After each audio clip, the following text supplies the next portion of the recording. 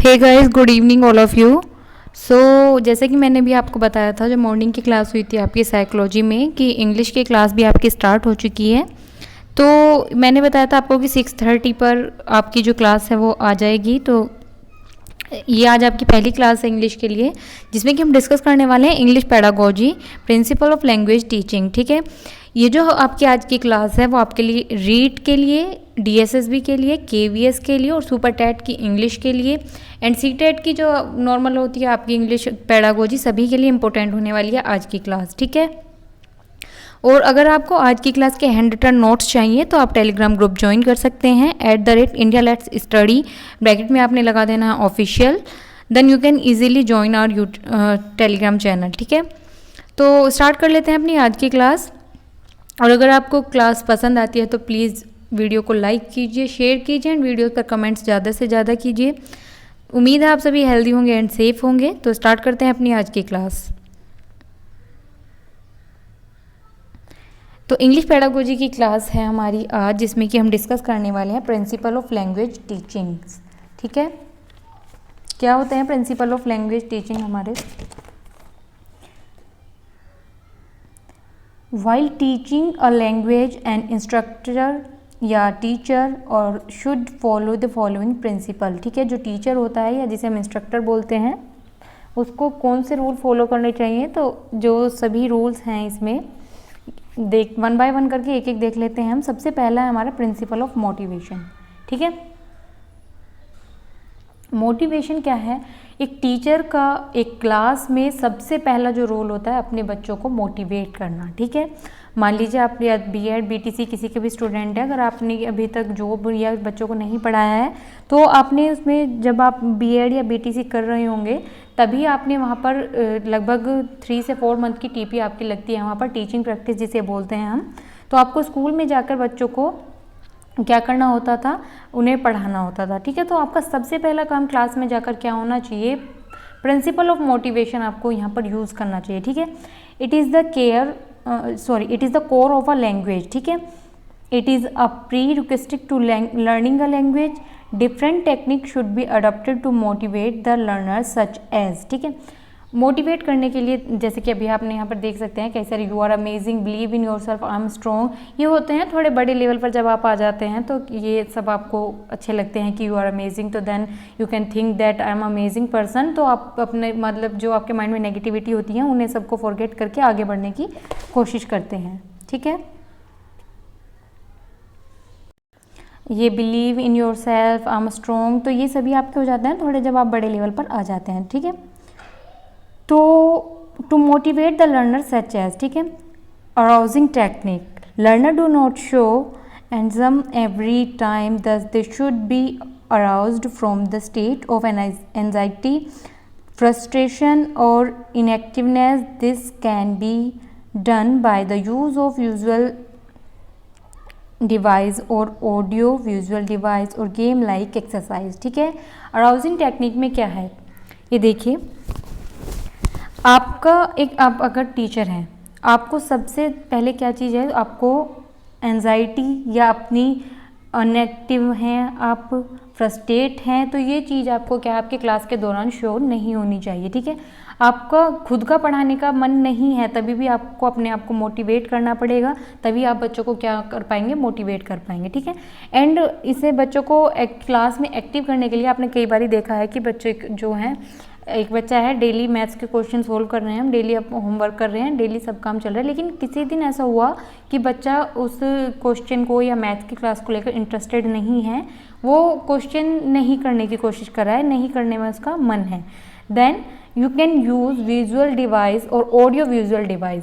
ठीक है, या मोर और गेम लाइक एक्सरसाइज, आप कुछ भी करा सकते हैं, लेकिन मोटिवेट करना आपको पड़ेगा बच्चे को पढ़ाई के लिए। ठीक है, एक्सपेक्टेंसी टेक्निक आपकी क्या होती है देख लेते हैं। Goals of teaching learning process should be made clear to the learners, this will create expectancy among them to achieve the goal. ठीक है, एक्सपेक्टेंसी मीन्स आपको बच्चे से एक्सपेक्ट करना होता है या उन्हें बताना होता है कि ये चीज़ ऐसे है, आप ऐसे एक्सपेक्ट कर सकते हैं। ठीक है, कि आप अगर पढ़ोगे तो आप एक बड़े होकर डॉक्टर बनोगे, आप एक इंजीनियर बनोगे, ठीक है। तो ये आपको उन्हें एक्सपेक्टेंसी टेक्निक देनी होती है, ठीक है।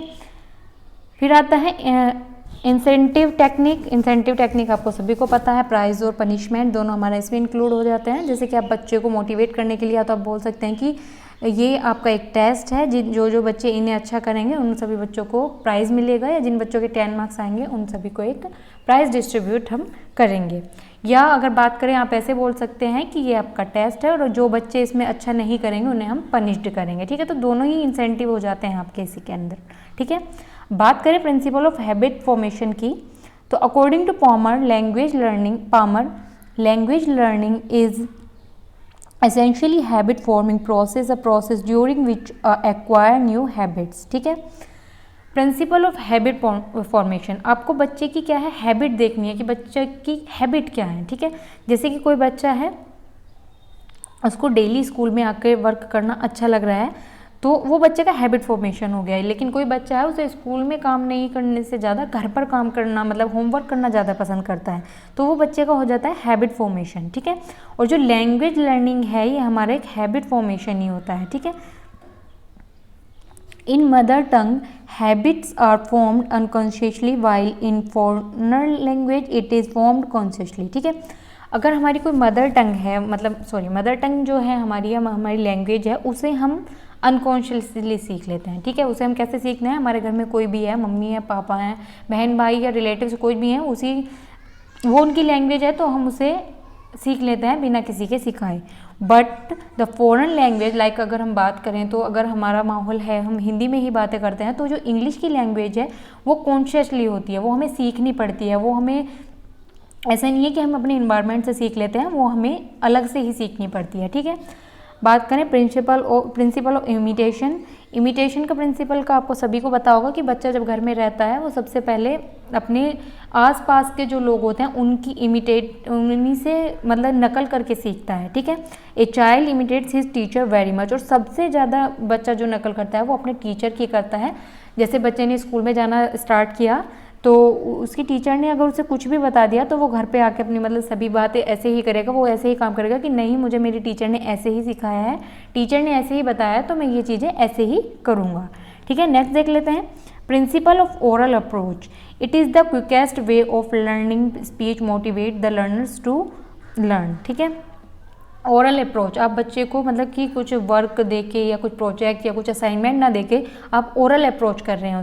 जैसे कि अभी आप देख लेते हैं, जैसे कि मैं अभी बात करूं तो अब आपकी जनरेशन के अगर कुछ स्टूडेंट्स होते हैं तो आपका मान लीजिए पढ़ाई में मन नहीं लग रहा है कुछ भी, आपने क्या हुआ यूट्यूब पे आपकी ऐसे स्क्रॉल करते करते आपने मोटिवेशन की वीडियो देखी, then you can suddenly get up and आप अपनी पढ़ाई को स्टार्ट कर देते हैं कि नहीं मुझे पढ़ना है, तो आप मोटिवेट हो जाते हैं ओरल अप्रोच से, ठीक है।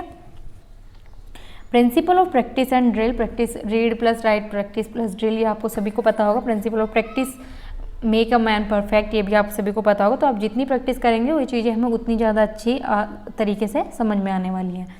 नेक्स्ट देख लेते हैं principle of natural order of learning. तो LSRW ये आपको याद रखना है, इसका जो मतलब प्रोसेस है या इसका जो क्रम है ये आपको याद करना है।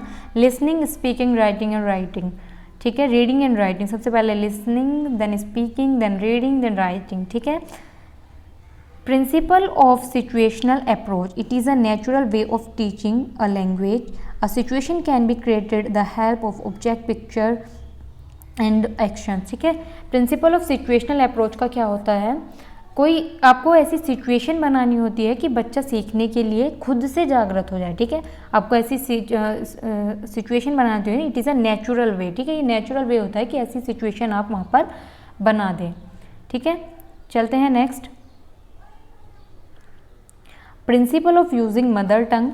अगर मैं बात करूं तो आप जैसे किसी स्कूल में हैं, जैसे कि मैं अपनी ही बात कर लेती हूं, मैं अगर किसी भी स्टूडेंट्स को, मैं जैसे कि मैं टीचर हूं, तो मैं अगर किसी भी स्टूडेंट को कहीं स्कूल कोचिंग में कहीं पर भी मैं अगर पढ़ाती हूं तो मैं प्रॉपर इंग्लिश नहीं यूज़ करती, क्योंकि मैं खुद भी इतनी मुझे इंग्लिश अच्छे से नहीं आती है कि मैं प्रॉपर इंग्लिश टू इंग्लिश बातें करूँ। अगर मैं कोई इंग्लिश का भी सब्जेक्ट है, लाइक जैसे कि मैं अभी अब वीडियो बना रही हूँ, तो मैं उसको भी हिंदी में ही यानी कि मदर टंग में ही कन्वर्ट करके पढ़ाती हूँ।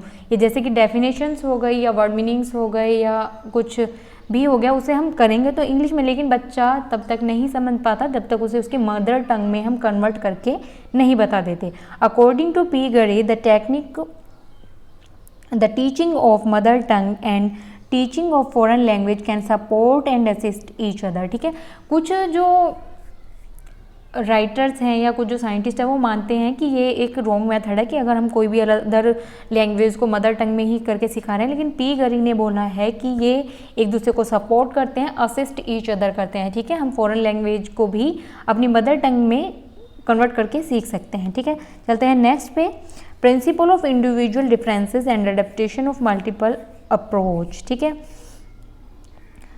Teacher should adopt different strategies and multiple approach to learning meaningful. ठीक है, आपको ऐसी बहुत सारी मल्टीपल अप्रोचेज होनी चाहिए आपके पास जिससे कि आप बच्चों को अच्छे तरीके से सिखा सकें। Principle of selection and gradation, a small amount of material should be introduce first and then it quantity should be increase. ठीक है, principle of selection and gradation, आपको क्या करना है, पहले आपको बच्चों को वही जैसे कि आप पढ़ते आ रहे हैं सरल से जटिल की ओर, सामान्य से विशिष्ट की ओर, यही वाला सिस्टम है। पहले आपको बच्चों को छोटी चीज़ें बतानी है, देन आप उसका लेवल क्या हो सकता है उसे इंक्रीज करते चल सकते हैं। नेक्स्ट है principle of correlation with life, आपको बच्चे की लाइफ से यानी कि इन्वायरमेंट से कोरिलेट करके चीज़ें अगर आप समझाते हैं तो वो बच्चे उसे आसानी से समझ सकता है। ठीक है, मान लीजिए कोई साइंस का ही टॉपिक है, आप उसे बुक में से पढ़ रहे हैं, रट्टा लगा रहे हैं, बच्चे को नहीं समझ में आ रहा है, लेकिन जब आप उसे उसकी लाइफ से कोरिलेट करते हैं या उसके इन्वायरमेंट से कोरिलेट करते हैं तो बच्चा इजीली उस चीज़ को आसानी से समझ जाता है। To make learning more meaningful as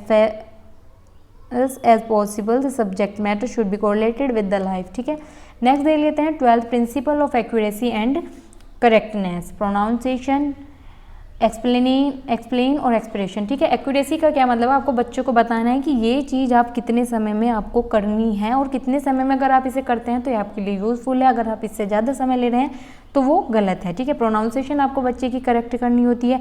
expression, मान लीजिए कोई बच्चा कोई दुखद समाचार सुना रहा है या असेंबली में खड़े होकर कुछ खुशी की बात बता रहा है तो उसके एक्सप्रेशन भी उसी के अकॉर्डिंग हमारे होने चाहिए। Principle of group work is the best, आपको सभी को पता होगा कि यूनिटी जो होती है बेस्ट स्ट्रेंथ होती है। अगर हम किसी काम को या किसी चीज़ को ग्रुप में सीखते हैं, कोई एक्टिविटी हम ग्रुप में करते हैं तो हम ज़्यादा अच्छे तरीके से सीख पाते हैं वो चीज़ें।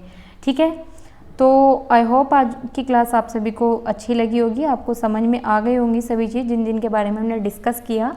तो फर्स्ट क्लास थी आपकी, ये सेकंड क्लास भी कल 6:30 PM पर आपकी अपलोड हो जाएगी, तो आप डेली प्लीज़ क्लास देखें।